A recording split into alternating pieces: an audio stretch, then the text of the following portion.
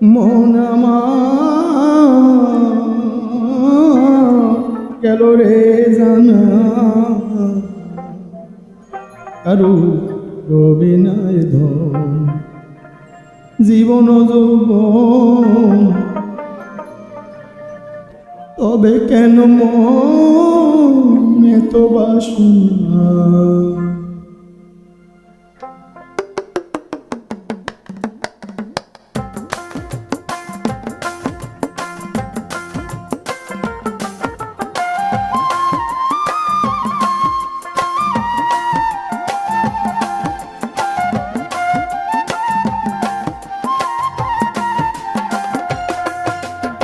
একবার সবুরের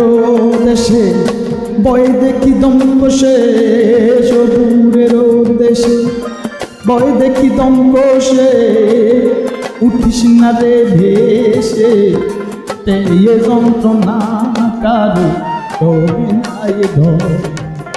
জীবন যৌবন তবে কেন মন এত বাসনা কারো রবে নাই ধর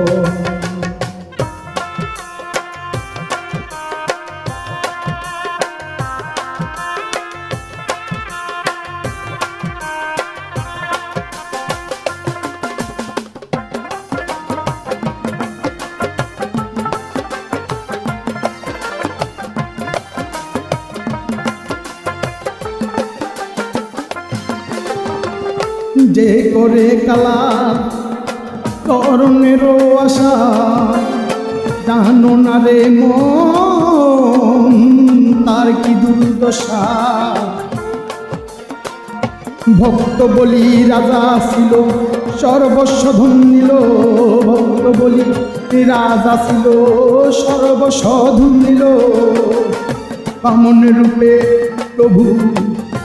और ছলনা কারু তবে নাই ধন জীবন যৌবন তবে কেন মন এত বাসনা কারু তবে নাই ধন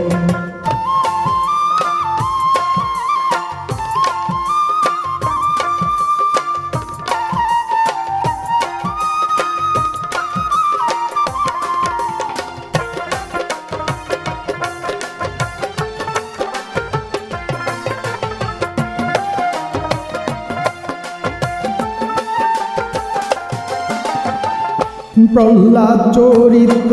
ছিল কত ধামে কত কষ্ট হলো তার সেই হরিনামে তারে আগুনে পোড়ালো জলেতে ডুবালো আগুনে পোড়ালো জলেতে ডুবালো তবু না সারিল রূপ সাধনা রবে নাই ধন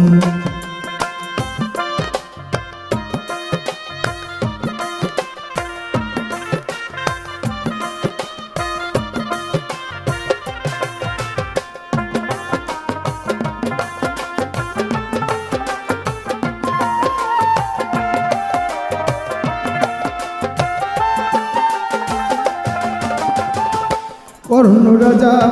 ভবে বড় দাতা ছিল অতিথি রূপে তার সবংশনা ছিল তবু কর্ণ অনুরাগী না হইল সুখী অতিথির মন করে সান্ত্বনা কারো তবে নাই ধন জীবন যৌবন তবে কেন মন এত বাসনা কারো তবে নাই ধন